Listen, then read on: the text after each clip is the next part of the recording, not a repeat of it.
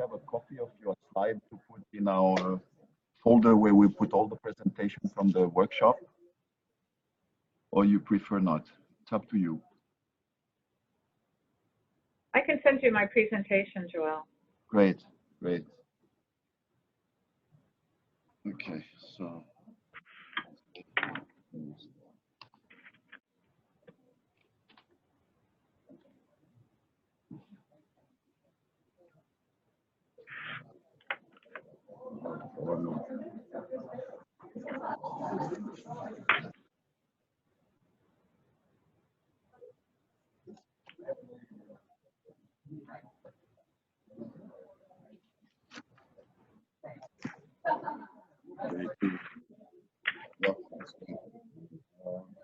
Okay, great. So good morning, everyone. We had a good evening last night and a good night of sleep. So this is day number 2 of the workshop, and we will start with a presentation and question and answers with Dr. Joy Poshki. She's a program director at NSF. As you all know, she was in charge of the NICE collaboratory and the research program, and now in charge of NHERI. She's also in charge of the Engineering for Civil Infrastructure, ECI, and mid-scale research infrastructure. So, Joy, the floor is yours. Thank you, Joelle. Well, good morning, everyone, and thank you for being at this workshop bright and early at 8 a.m. I'm Joy Poshki, as Joelle said. I'm program director for 2 programs, the Natural Hazards Engineering Research Infrastructure, NHERI, of which the UCSD Shake Table is part of, and also one of the 3 program directors for the Engineering for Civil Infrastructure program. And I'm going to give you sort of an overview of the division I'm in, Civil, Mechanical, and Manufacturing Innovation, talk a little bit about the ECI program, a little bit about NHERI, talk about proposal submission, and then I'm happy to answer any questions you may have. So let me just skip this one. So this is NSF. We're located in Alexandria, Virginia. This is the building. On one side we're 14 floors, the other side we're 19 floors, and I'm on the with engineering on the 13th floor, and we're very accessible right along the Eisenhower. You can see the metro right along here. We're on the Eisenhower metro stop. It's on the yellow line, and we're about 3 metro stops from Reagan National Airport. Okay, so a little bit about NSF. NSF has a website, www.nsf.gov, and it's our main information sharing website, and it has searchable databases. And I want to just talk briefly about those. So even if you're even thinking of a proposal topic, you may want to look at the NSF databases and see, well, have we funded something similar to this in the past? Or if we have, what has been the outcome from that award? And are you doing something that's completely different from that award? So if you receive an NSF award, all the awards have award abstracts, and those are publicly posted, and you can search to find out what was funded, who was funded, and so on. So you can go to www.nsf.gov/award search. You can just go to nsf.gov and you can look at funding and so on. It will show all these different databases. If you receive an NSF award after, I believe it was like January 2016, any publications that result from that award need to be deposited in the NSF Public Access Repository. And so you can actually search on that repository for any papers, publications that have resulted from NSF awards. Then if you want to look at NSF research and spending results, including project outcomes reports, if you've had an NSF award and you're near the end of that award, you will submit a final project report as well as a project outcomes report, and that gets the project outcome reports gets linked to the award abstract. And so the award abstract says what you're going to do, and the project outcomes then says what you did and stuff. So you can actually look at project outcome reports. They're posted at research.gov, and you can find out what a specific award did. So I encourage you to look at these databases even before you submit a proposal to see what's been done. The other reason why you might want to look at it also is because if there was data that was generated from any of these prior awards, you may want to use that data as part of your literature search or as part of what you're doing on your award, your proposal to reference those prior awards and databases as well. You can also search the NHERI Data Depot as well for databases. Okay, so I'm in the Division of Civil, Mechanical, and Manufacturing Innovation. It houses both the research program Engineering for Civil Infrastructure that supports NHERI as well as NHERI as well. And so within our division, we have a number of clusters and programs, and I'm just going to highlight a few of them.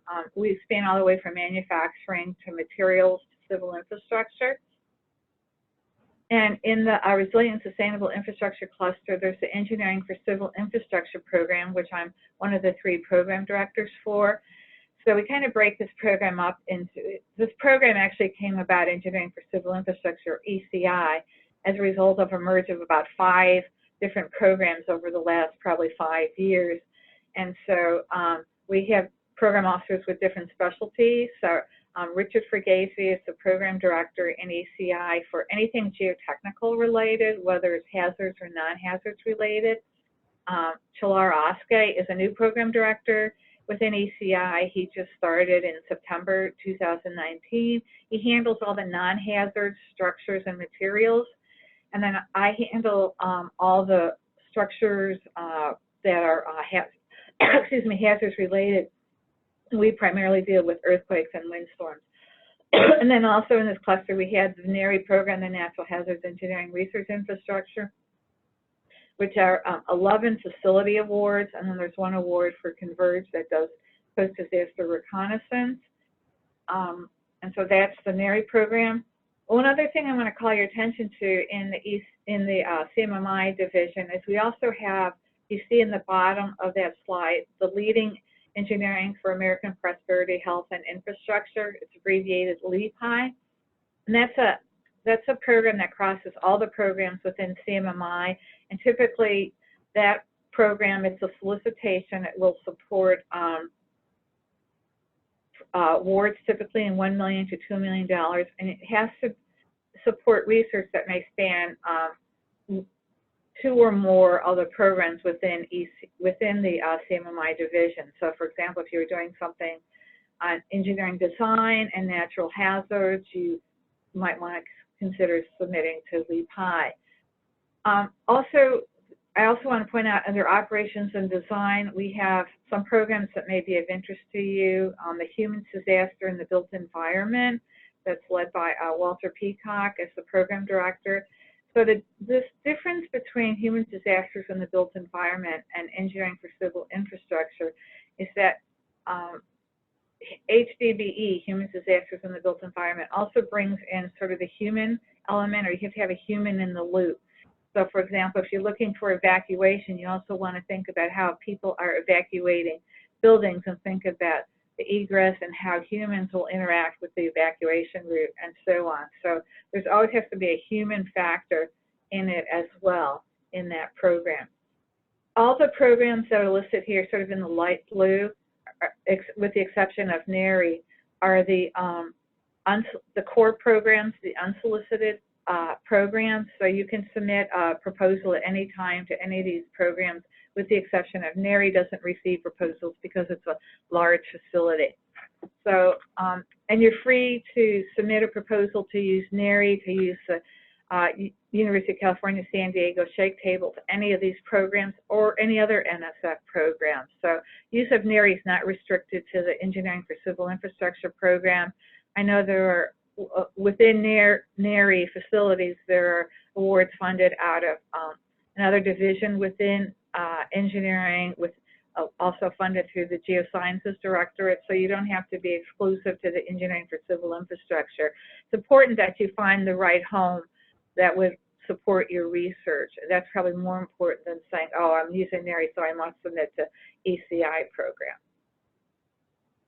Okay, so let me talk about proposal submissions. So if you want to submit to any of these programs in blue here, okay, you can basically submit at any time. As of August 15, 2018, CMMI has removed all its deadlines for the core programs. Solicitations and careers still have deadlines. So if you're thinking of using the UCSD shake table for a career proposal, you have to submit that career proposal by the deadline in July 2020. Okay. We encourage PIs to spend a lot of time working on their proposals and not just submit sort of a proposal in haste, because if your proposal doesn't review well, you have a one-year moratorium from the date you originally submitted that proposal until you can resubmit it to the program. So with the removal of the deadlines, you cannot submit a proposal, let's say on January 1, you find out on June 1st that the proposal is being declined, and you want to resubmit it on July 1.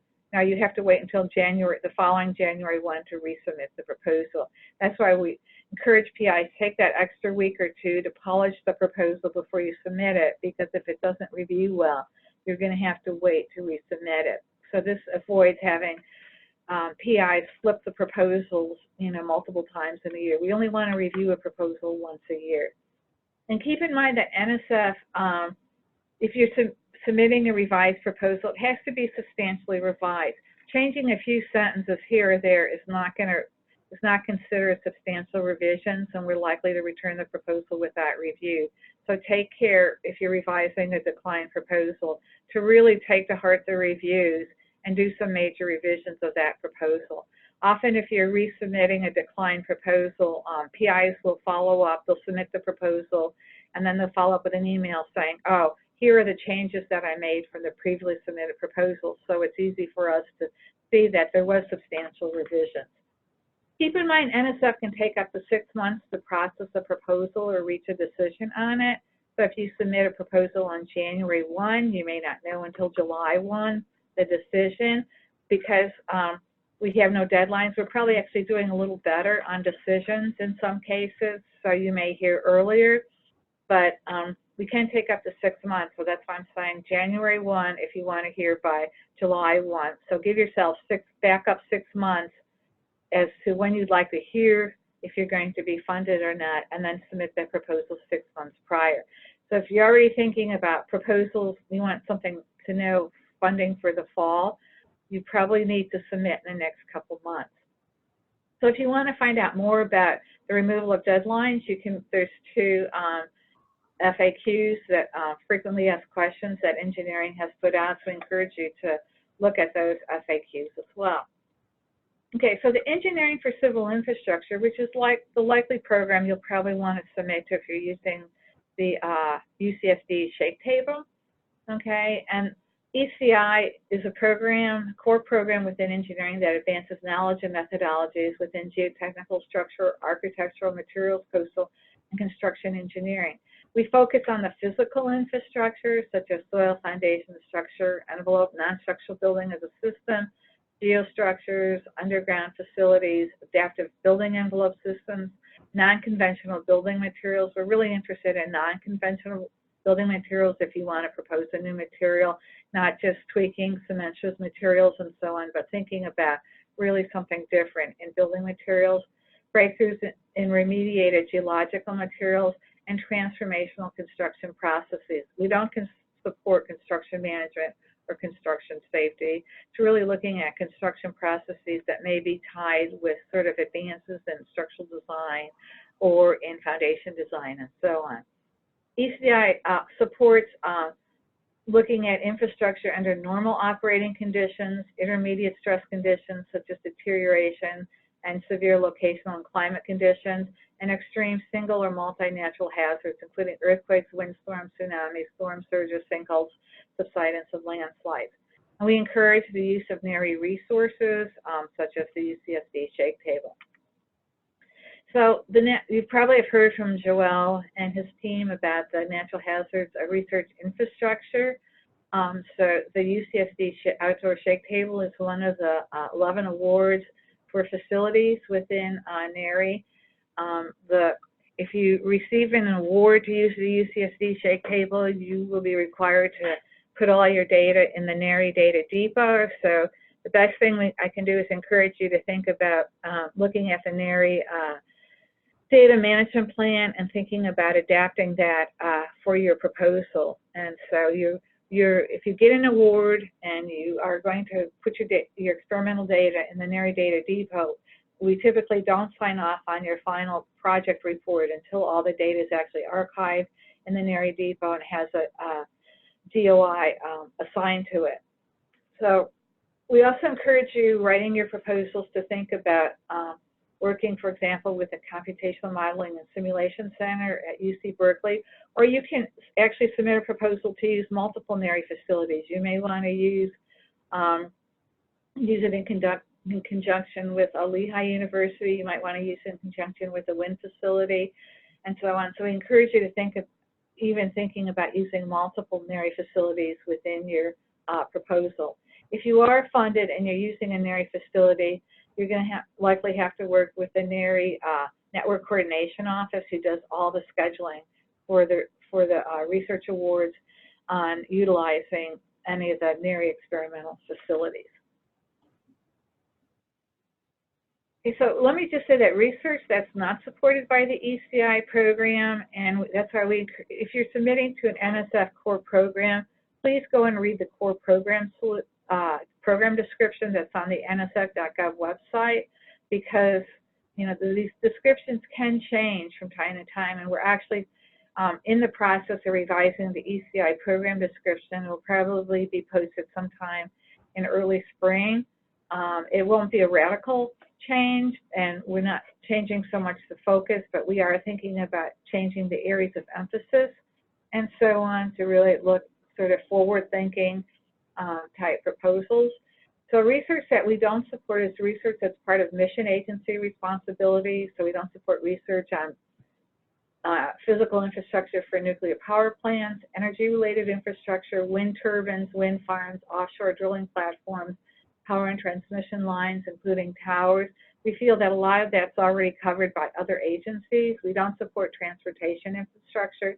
Don't submit a proposal to do research on bridges. There's plenty of research that's supported already by the federal DOT, FHWA, and state DOTs. We don't support hazard characterization for and mitigation of explosions, fire, blast loading, flooding, and solar, wind, and storms.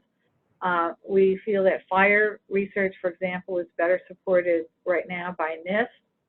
We don't support research on sensor and measurement technologies, advanced imaging techniques and diagnostics, remote sensing techniques. You can use these techniques by actually developing a new sensor, developing new remote sensing techniques. That's not part of what CMMI funds. We encourage you to look at the Electrical Communications and Cyber Systems Division that within engineering that really looks at supporting sensor technology and so on. That we feel that's a much better home for the fundamental research in these areas. We don't support long-term field instrumentation and monitoring. We don't support induced seismicity, construction safety and management, and we don't support hazard characterization. If you want to look at how hurricanes form or how tornadoes form, that's not really part of what we support. If you want to look more at the engineering type wind loading and so on, and understanding the loading, for example, from earthquakes on structures, that's okay, but we don't support understanding sort of the fault mechanisms and so on. We're really looking at more the impact of hazards on the physical infrastructure rather than understanding the formation of these types of phenomena, hazard phenomena themselves. Okay, and I just want to talk about the early faculty career development program, or career, because we have supported research in the career awards in the past that are making use of NHERI facilities. And career is a foundation-wide activity, so just about every program at NSF supports career awards, and it's the most prestigious awards for faculty members beginning their independent careers. It's through a solicitation, and it provides a stable support of sufficient level and duration to enable awardees to develop careers as outstanding research and educators who effectively integrate teaching, learning, and discovery. Career is a high priority for engineering. Typical engineering award size is at least $500,000. We don't go below that. amount anymore. Typically, the career awards are now between $500,000 to $600,000.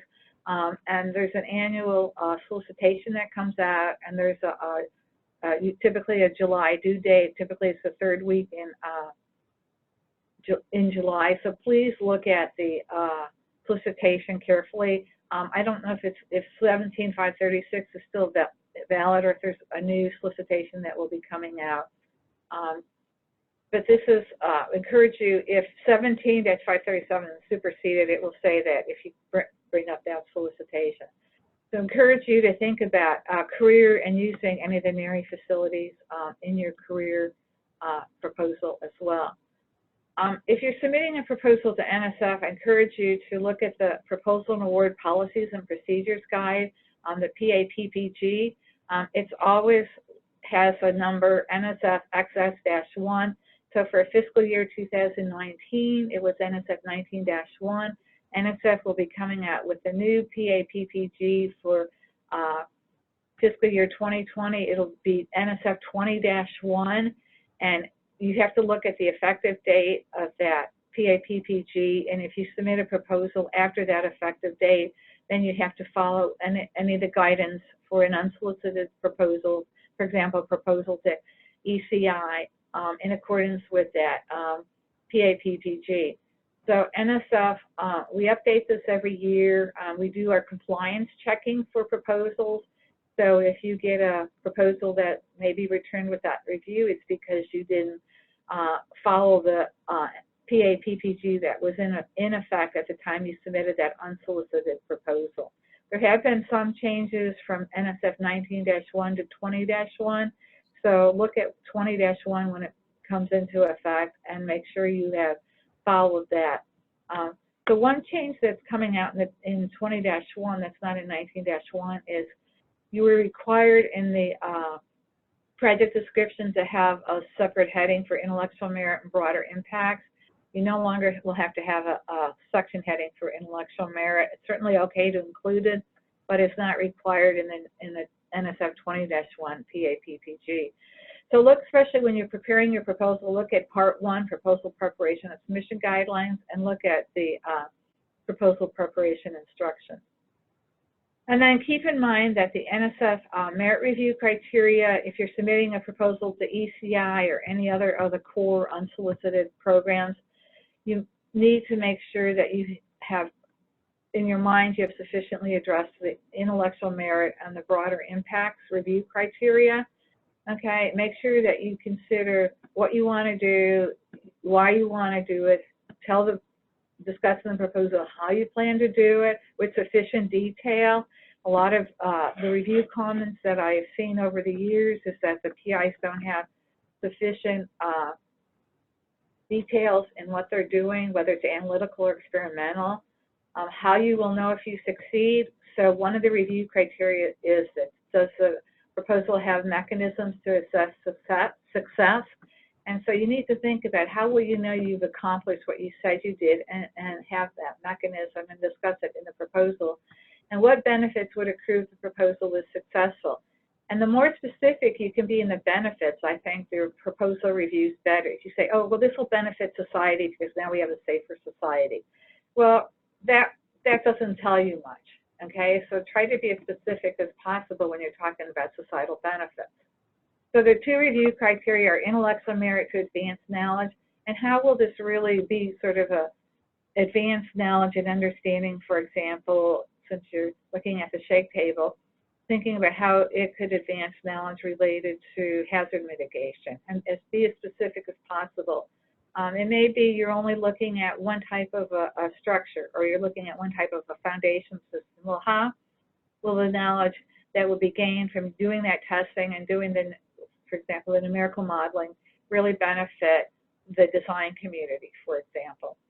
Not everything necessarily has or to lead to code design, but you may just advance fundamental understanding of the physical phenomena that happens when a building or foundation is subjected to earthquake.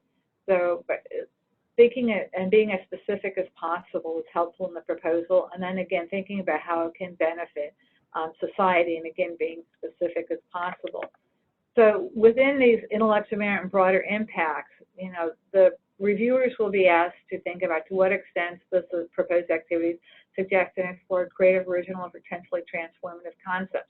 So that's why literature review is really important, not only looking at literature, but now that there are databases and there's data journals and so on, journals accept data papers and so on, so making sure you've looked at those. Is the plan for carrying out the proposed activities well-reasoned, well-organized? Is it based on a sound rationale? Okay, so do you have a methodical research plan to investigate the topic in your proposal, and do you have that mechanism to assess success? That's a tongue twister all the time. And then how qualified is the individual, team, or institution to conduct the proposed activities? When thinking about this, you know, not everyone may have experience in doing large-scale shake table testing, but you want to make sure that you've identified in your team that you have all the expertise needed to do both the analytical work and the experimental work. And then do you have available resources and sufficient resources to carry out the proposed activities? So are the resources, does UCSD, for example, shake table, provide sufficient resources for you to use, or any other NHERI facilities that you're also using in your proposal? Do they provide sufficient resources, and do they have the capability to do the testing that you propose? So if you want to find out more about NSF and programs, I list some of the databases and so on here, and links to the CMMI division to find out about more programs. And I think I'll stop here, Joelle, and happy to take any questions. Thank you very much, Joy. Maybe I will start. Yesterday, there were a few questions that came up about NSF before I asked the audience to ask their question. One was about payload project. Is there a 15-page requirement for payload project? And can you maybe say a few more details about this type of proposals? Sorry, payload proposals.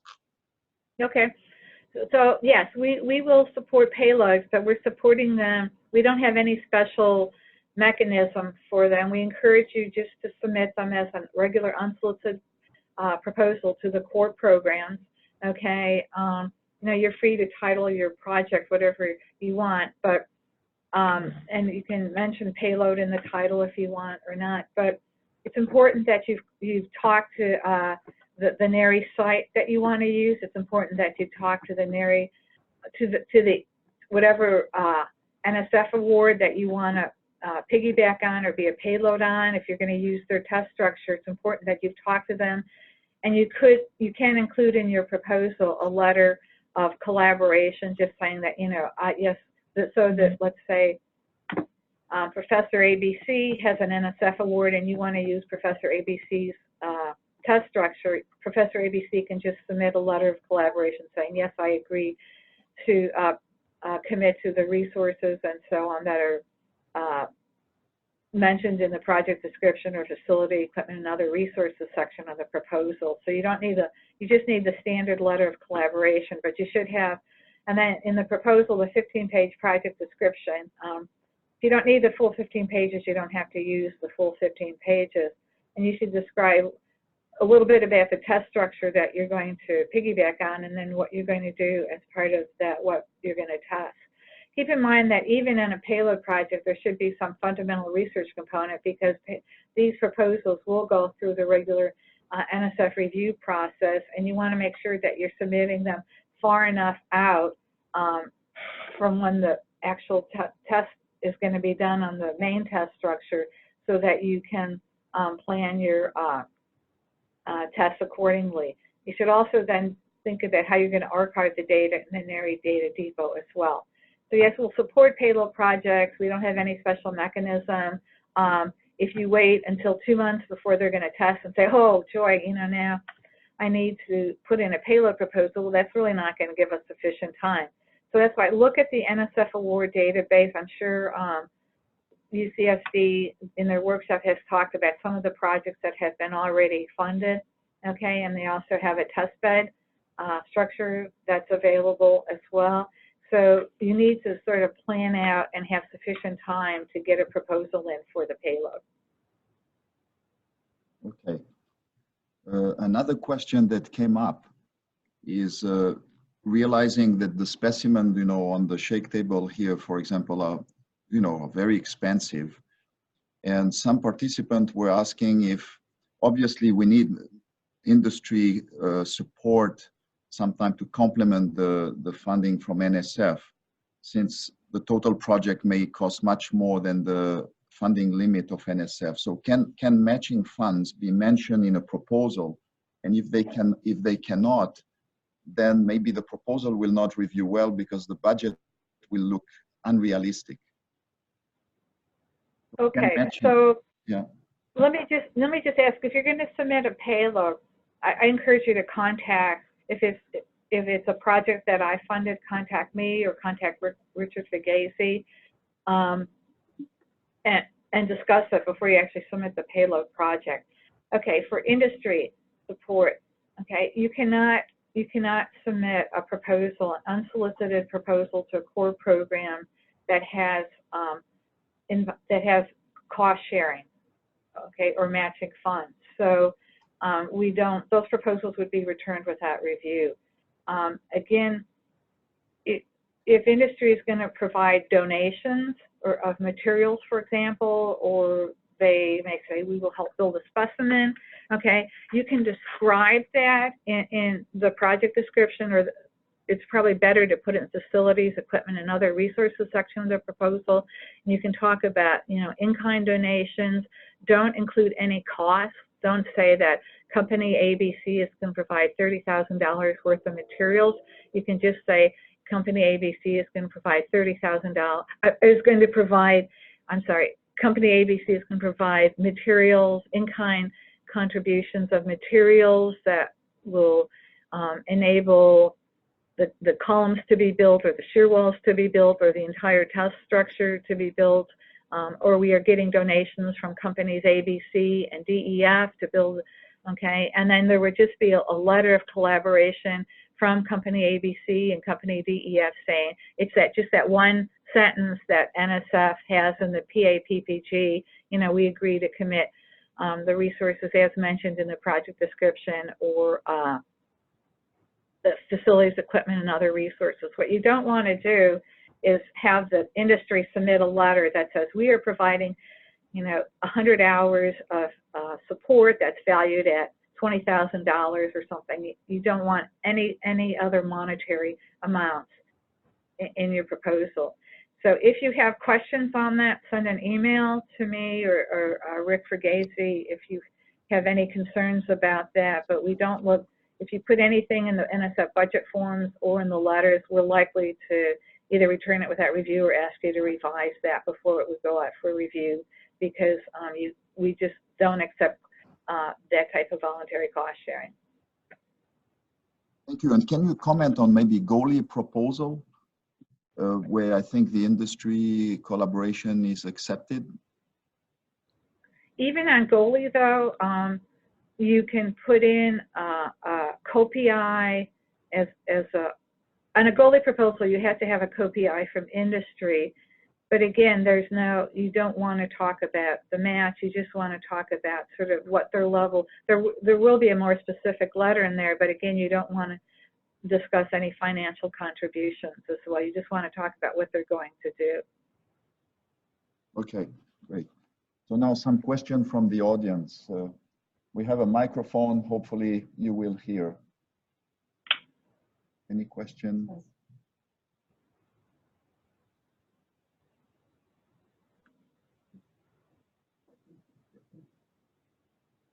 So those were all good questions. And let me just say, again, before you submit your proposal, go to the website and read the Engineering for Civil Infrastructure program description. We haven't made a change in that program for probably the last, at least probably close to 18 months maybe. But we are thinking of changing it, so there may be a change sometime in early spring. So, and if we change it, and you submit a proposal shortly after that, and your proposal doesn't fit that new description, okay, that could be a problem. So just keep in mind, although we don't, expect something radical. We're still going to be supporting physical infrastructure. We're still going to be supporting hazards. We're still going to be supporting materials for civil infrastructure. But we encourage you to look at that because it may focus more on sort of new directions as well. And you want to make sure you're sort of on the cutting edge. Sure. Now we have a question, Joy, from a participant. My question is really video and also facilities, like one or two sites. It's related to your budget description that we have a limit of 500,000, and every time we use a different NHERI facility, it seems like the budget goes up. So, do you have any suggestions on how to navigate that? Could you hear? Well, let me tell you, I heard maybe like the last 5 seconds. So if you could just repeat it, Joelle, that would be helpful. I hope I can. So it's about career proposal making use of 2 facilities. And you mentioned that there is a budget limit of 100,000 or 500,000. And the cost of, doing specimen and large testing at facilities is expensive. And how do we navigate through this issue of the limit of 500,000 when using multiple NHERI facilities? Okay, maybe I wasn't, let me clarify. So it used to be that 500,000 was the minimum you could budget in your career proposal. It was also the maximum, but engineering has now relaxed the maximum. So the minimum that you could submit is 500,000. Okay, if you submit under, we will have you probably increase your budget. Okay, so nobody will be submitting, I think, in the future under 500,000, and you can now go above. It's not the maximum. So typically in career proposals, there's 1 month of support per year for the PI. There's like a grad student as well, and there's travel and so on. So by the time you put just that in, okay, it's close to 500. It's for 5 years, it's close to 500,000. It's typically 100,000 per year. Then if you're going to do testing at a NHERI facility, okay, we recognize that that can be quite expensive, and to build specimens and so on, especially if you're doing some of the larger scale testing and at the NHERI facility.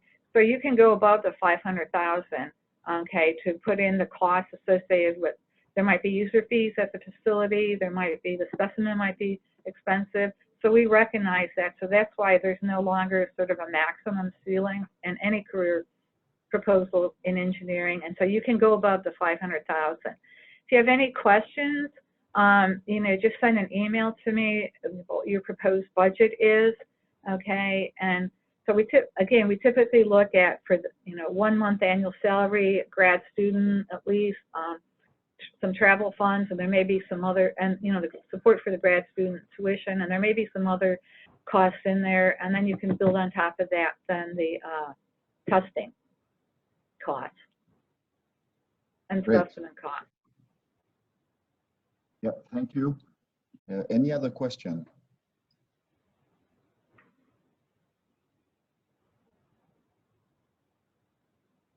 No, so this seems to have been the main question, Joy. Okay, so well, thank you for giving me the opportunity to talk with everyone and answer questions. And if any of the workshop attendees have any questions, please feel free to email me, or if you're doing geotechnical, Richard Fragacy. We're always happy. You can send us a 1-page abstract on your proposal idea, and we'll let you know if it fits, or if you have any other concerns about budgeting and so on.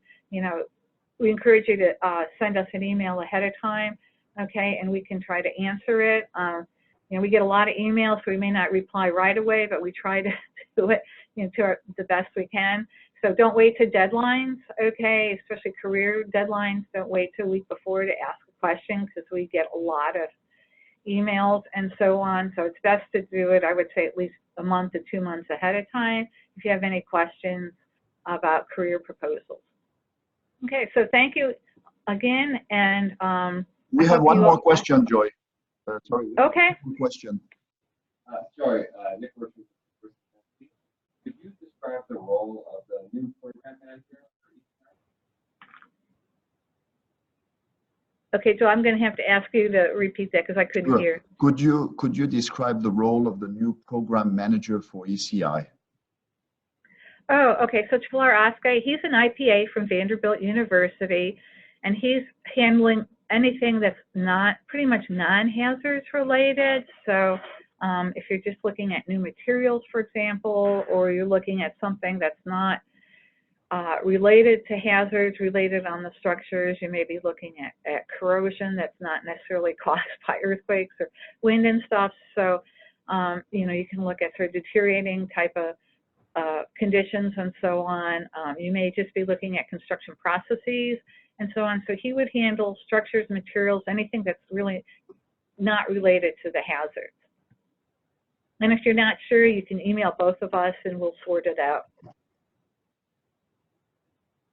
Thank you, Joy. So for those of you who, let me just say, for those of you who may know, have known Grace Schwann, so Chalar has replaced Grace Schwann. Okay, so whatever she would, if you had been interfacing with her, chances are you're probably going to want to be interfacing with Chalar.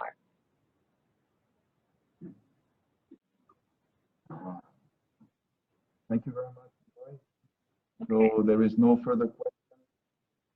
So Okay, so I hope I will be receiving proposals soon from your work, from everybody at the workshop. So thank you for your participation in the workshop, and I hope everybody has a happy holidays. Thank you.